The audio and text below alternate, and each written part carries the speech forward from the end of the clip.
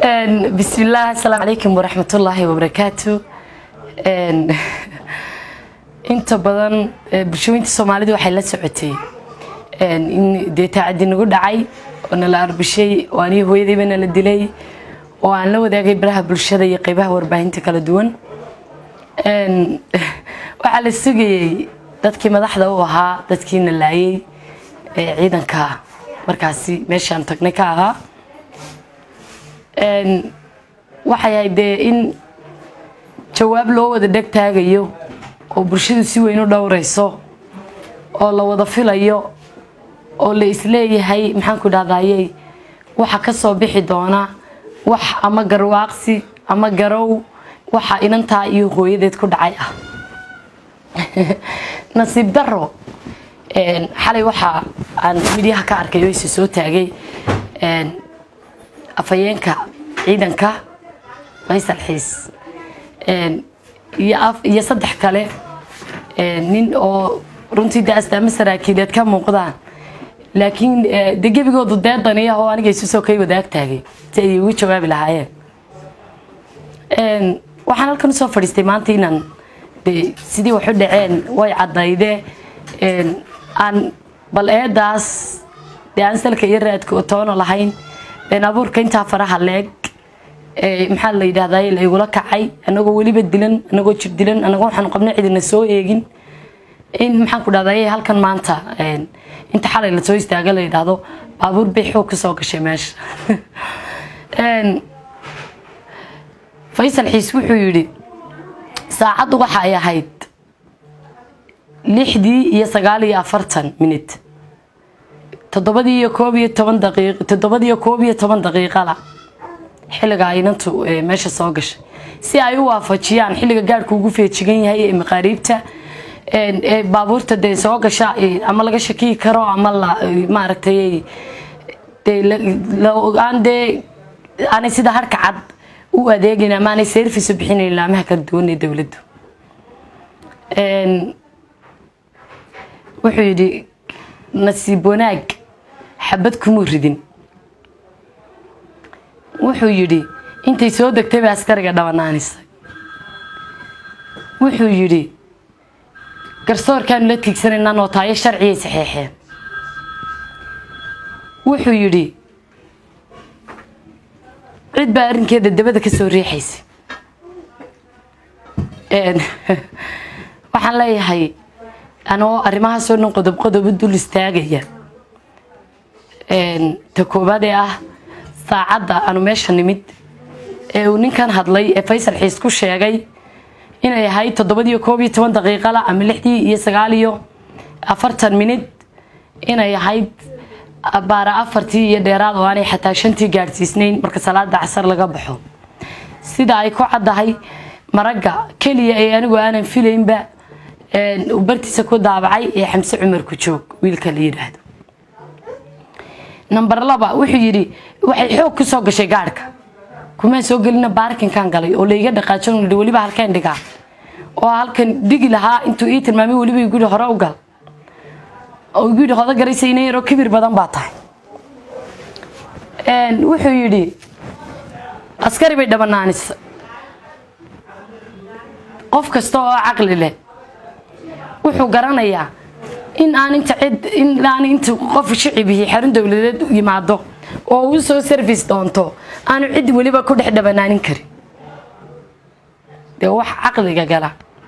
in lagu hadlay waxay ahayd in been la sheego been run oo eeg la sheego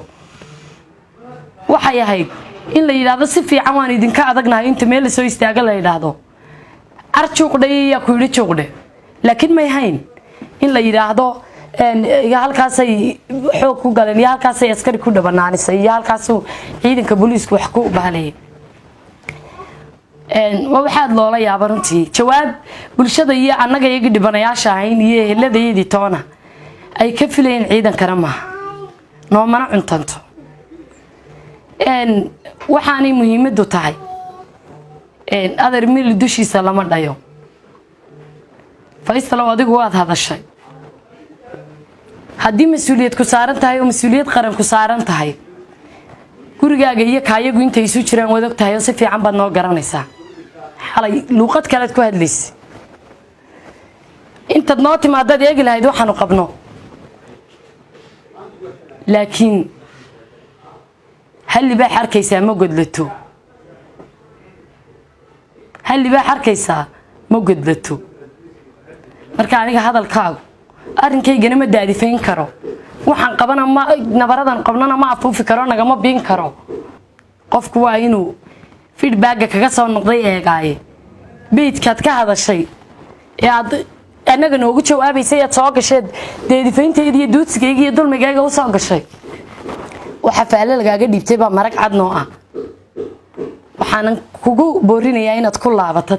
kuguma ogi damiir ku laabtay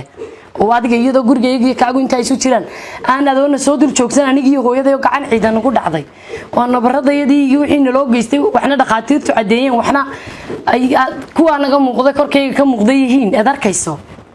daadifeeyay hadii aad maxaan ku dhaday damiir ku jiro aniga maanta horta iimaad jawaabteen adoo gurigaagu inta ay jiro aanadii soo galin waxaan intaaba ku soo dhaafaya beeni raad male beeni raad male afar nin oo waaweyn oo ninkii intuu jeelka iigu yimid taliyihii qaybta Muuse Xasan Kaahin intuu jeelka iigu yimid telefoonkayga priority-ga siiyay ee janan ku xigeenku soo diray ee aan maxaan ku dhadayay oranin maxaa qabtaan uu ka mid yahay xalay ku ag taagnaa shaarka ciidanku ma aha kuwa dadka lagu bahdilo waa wax bulshada loogu adeego cashuur baanu bixinaa magaaladan ku dhalanay baanu joognaa in la yiraahdo nabaradayada iyo wixii loo geystay gacan saarka nagu dhacay la duusiyo ma yahayn waxaan mar kale maragu qabsanaya bulshada reer Somaliland oo si fiican u taqaana axmadnimada iyo anshaxumada boolisku kula kacaan cidii ay haleelaan anshaxumadooda dadka si fiican u yaqaaneen la kulmay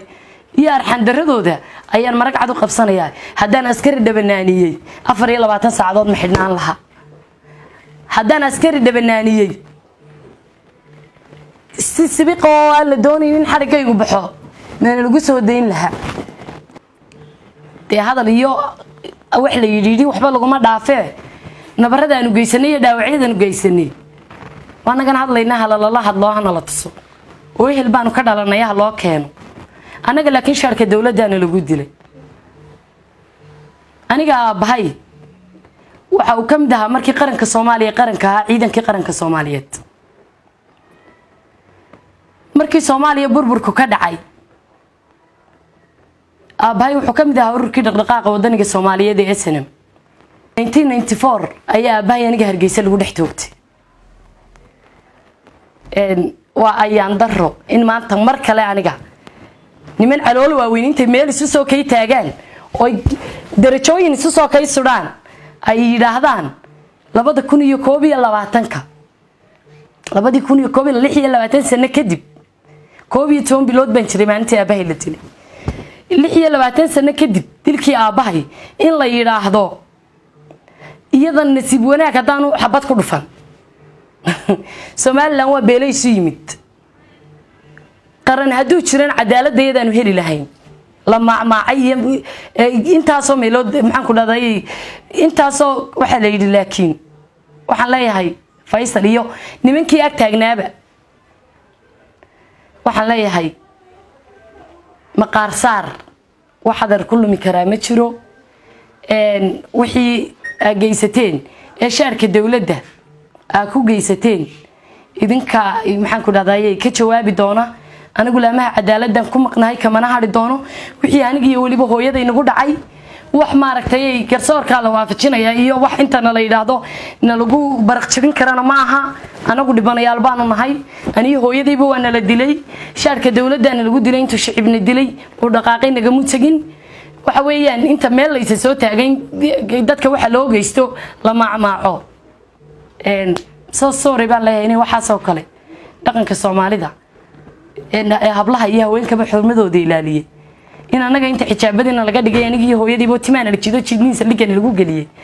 in la yiraahdo askari bay dhabanaanisa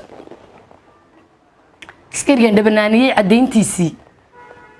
iyo anaga dhirbaaxooyinkoodii waa kuwa naga muuqdee iyo wixii nagu dhacay cadeyntoodii waanu la imaanaynaa wixii ku dhacay cadeyntoodii dhibanayaasha la yimaadaan mar kale shicibka booliiska Somaliland si fiican baa loo yaqaan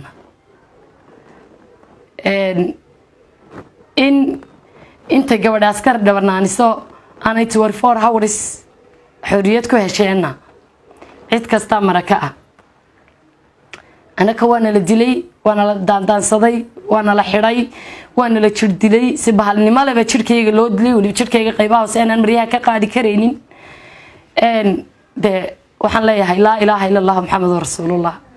faysal xiisa wadii lagu yiri sidaa dhe oo tiri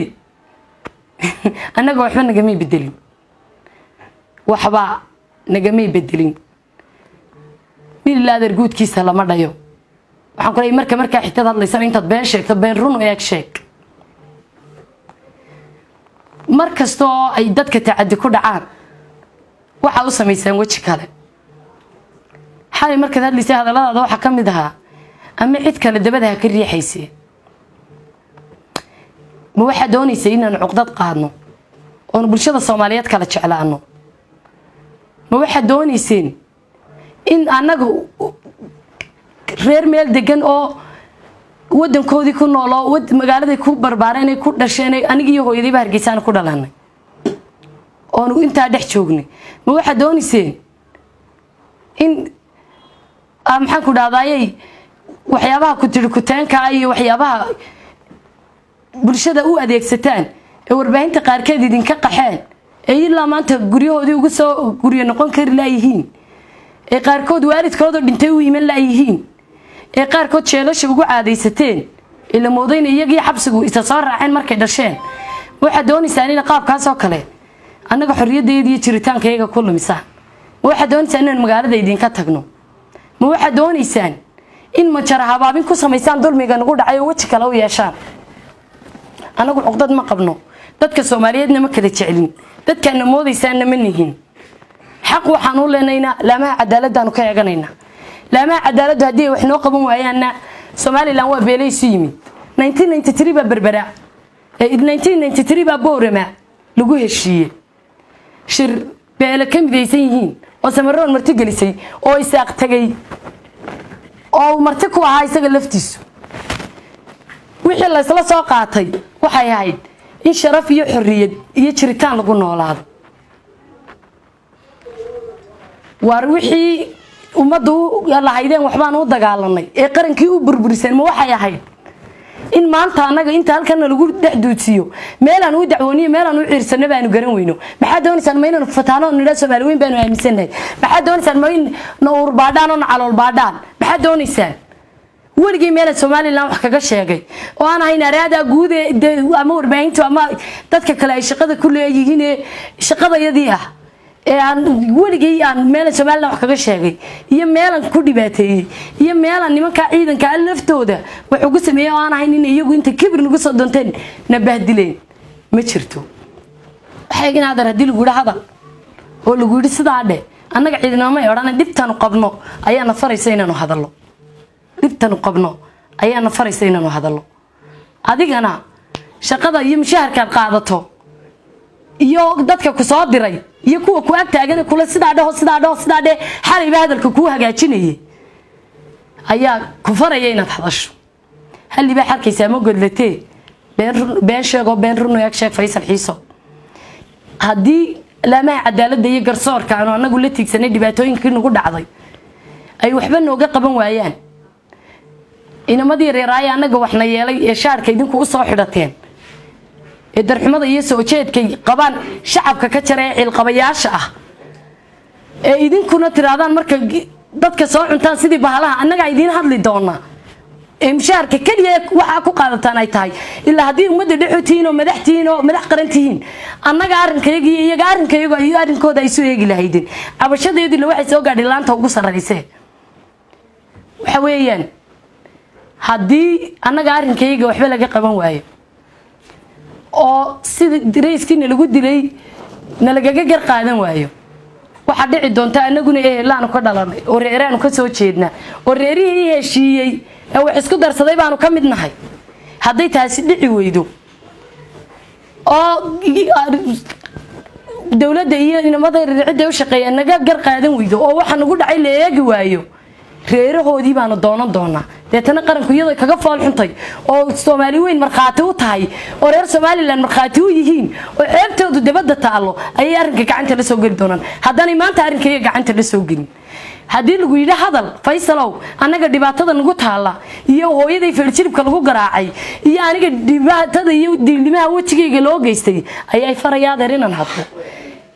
waxa weeyaan aniga dhibaatada shidaalka igu shubanaysa idinkan waxa shidaalka isku shubanay idinkoo darajooyin la aniga inaan yara isa soo kay wadaag taagteen waxa weeyaan in inta dadka ciidanka tiraadaan dadka soo cuna marka damada dadka Soomaali weyn ku shaambadaysaan Soomaali weyn deed dulmi ba xuduudo u kala samaysateen oo la haydeen dulmi baa nagu dhacay anagu dulmi dhacayna garan mayne dulmigii baa anaga maanta nagu dhacay asheegi jirteen idinku beelu ka jira anagu maanaan aragay musabixi markii aniga aabahay la dilan 1994 wasiirka arrimaha gudaha ayuha iyo amniga maanta markii aniga leeyahay xabad nasiib wanaag magaanay xabad kugu dhicina wallaanta u sareysa ee wadanka madax meel ka sareysa oo la taabtay ma jirtay Faysal Xiisa daladiisa waxa kamid ahaa hoodoy lama soo xidhiidhin hogaanka cabashada war hogaanka cabashada ilaahay baan ku dhaariyay inta gar qaadaan oo gar islaam qaadaan bal dadka dhexnoo ahaado hogaanka cabashada may jananka xigeenka ciidamada ay kusimii jananka ciidamada ay wadankaba ka si jananka aba ka sareeyo ka udhi mise hogaanka cabashada sareeya wana garso baaritaan madax banaan baarinkayga lagu sameyn doona wixii nagu dhacay baaritaan madax banaan iyo komishanka xuquuqul insaanka iyo garyaqaanada iyo warbaahinta iyo eheladayada ayaa ka hawlgeli doona haddii inta dadka tacadidaan shaarar kale u xidhaan haddii inta dadka tacadid waxa muuqaalka ka xiga ee aan anigu halkan u soo galo maxaan ku dhahdaayay waxa iyaga waxba lagaga qaban waayo aan barta la soo istaago waana urbaadaysaane waxa ida naga filayn baa naga keenan doona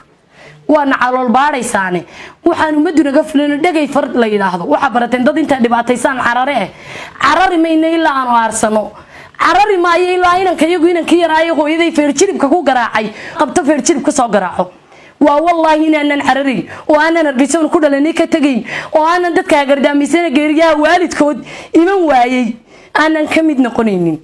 oo aanan dhibaatada iyo tacadiga sheegaysan ma in dadka xuquuqdaysan ee waxba barin lagu sameeyay gura ku biirnaan doonaysan war xaq qofku halku xaq darro ku dareema dib ugu filan cadaab maanta hargeysa ka weyn oo aan gali lahaa garan maayo hooyaday baa la igu hordilay warin hooyaday feerjirib lagu hor garaaco hortayda lagu dilo waxaan ka jecelahay inay xabad inagu dhacdo garsoorka jeegaysa ila tigsa Faysalow irka hadad ila baxaysa ila bax Faysalow arrinka hooyaday iyo arrinka aniga igu dhacay midna hoos uma dhigayo ma libiqsan doono dhibaatada iyo tacadiga iyo dulmiga naloo geystay kama libiqsan doono halka u sareysay cadaaladda isla gaari doona cadaaladda ilaahay been isla gaari doona cadaaladda caalamka dhex wareegaysa ictiraafka ku weydeen ayeen isla gaari doona meel kasto oo aan isla yahay hiil iyo garabaad ka helaysa ayaan hiil bidi doona ayaan garabka soo saari doona cadaawadda Soomaaliland noo gelinaysaan ayaan falowgeeda qaban doona Faysalow gurigaaga iyo kaygu intay isu jiraan wada ogtahay adoona soo hor istaagina anaga meelaha nooga soo hadadasho oo ninkii saldhiga dhexdiisa nagu baaray ayri kama kortaag hadidan moobiladii kan ee numbarkayga garaacay ee numbarkayga ku jiro si uu uga dhaxdhaco saldhiga ayaa garabkaaga taagnaa oo hoostaada laga hadlayo lagu lahaa waxa Cabdi Madoobi war ka daayay maraga cad Xamse Cumar ku joognaa furay ilaahay maragiisa marxaatigiisa janaha furo inaan ka garan maayo waa qof islaam oo meesha taagnaa ka daayay ciidanka ka amar qaadan kariyo war ka daayay gabadha gacanta oran kariyo ayaa dar meesha maxaan ku dhahdaa ku soo garab taagnaa marka hadii iskarbistaag iyo iskarabsi hadii aniga abaay xabaal ka soo hubsateen oo istiraadeen waa agoon oo istiraadeen ciidan ka daba hadli mayso oo istiraadeen ciidan soo agmari mayso oo hablaha caarka maalin walba inta dishaan oo xidhxidhaan oo baabaasataan halka la soo istaagtaan oo maxaan ku dhahdaa wixii shalay toole alaayden waanu ka dagaalan waxa ka dagaalanteen anagu ma aanan arag waxna lamiidaan wadaagin cuqdad baa meel la soo fadhidaanay tii anaga nagu hagardaamisaan oo nagu dishaan adar manihin anagu dad aamusaya انت كركا هورا دي لين جرو كوبك ميرمير شبان كودي ما انت هادي لي جarayo xaqaygii xaq hooyadii kama aamusi doono kamana gaabsan doono annaga aan idhi nootayada waan saxeexayna nootayada lacagteeda ana bixiyay in nootayada qoran Cabdi Madoob ay ku kalifay nootayada maanta say soo horayso aabay kugu tahay shay mooyin Faysalow shay mooyin lafaaga inaad u qajishay lafaaga inaad u xishootay inaad maanta annaga na tiraado garsoorka la waafajinaya garsoorku wuxuu eegi doonaa waxaan qabno iyo waxay dadku qabaan laamaha garsoorku jananku uma taliya garsoorka isku keenkeen hadii garsoorka laftiisu noo marin waayena geedna xidid la'aan ma baxo walaalkay ay hooyaday dhashay ayaa hooyadii kaliin daba dawlad taagnaayo cid u soo gelin weyday waxa weeyaan anagu manihin dad inta la jirqsado la baabiyeeyo ama meesha ka carara ama hoos u hadli kari waay war dulmiga saldhigyada ka jiro Ilaahay nagu iftiiminay dulmiga iyo tacadiga dadka ku haysaan iyo duqaanada iyo dhibaatooyinka saldhigyadiina yaaliya nadaafad darrada ayuu Ilaahayna tusay subxaanahu wa ta'aala warafkii ummadana waanu hadlayna inta anaga nagaadhay baa u saaran waxa ciidanku sameeyo anshuxuma aynkaas yar xandarra aynkaas maalin walba ku dhacda haweenkii iyo hooyooyinkii namada iyo ragga war waxa weeyaan waxa yaga anaga marag cad buu yeeshay xarumaha garsoorka la tagaynaa Faysal waa dil ugu yidhi hadal oo anaga adiga nalagu soo ka gudbay xaqayga laguma gudbi karo nabaradayda laguma gudbi karo waxaan ugu dhacay laguma gudbi karo waana urbaadaysaa waxa maanaan oran waanu hadli doonaa waanu calool hadli doonaa waxa naga raadinaysan baan oran doonaa Facebookada maanta waxay dadku qaadaadhigayeen in aad tidhi waxa iigu argagax badnayd oo iigu naxdin badnayd maalintii qarxii soo badhacay waa runtii degeerida abahay baa soo raaci lahayd oo maan joogmaan 12 bilood baan jiro waanan garanaynin maalintaasna maalin qof kasta oo islaam oo damiirli ka damqaday maalinta dad iyo ciyaal anaga nagu soo kabaysan ku tiraadaan ciyaal oo hadla waxa tiraadaan halkaas aan laga raacay anaga ma hataas cid noon isbaynaysana anaga xidhiid nagama dhaxeeyo cuqdadna anagu ma qabno bulshada Soomaaliyeed naadir ma kala jecelin hadal intaas aan ku soo gabagabeynay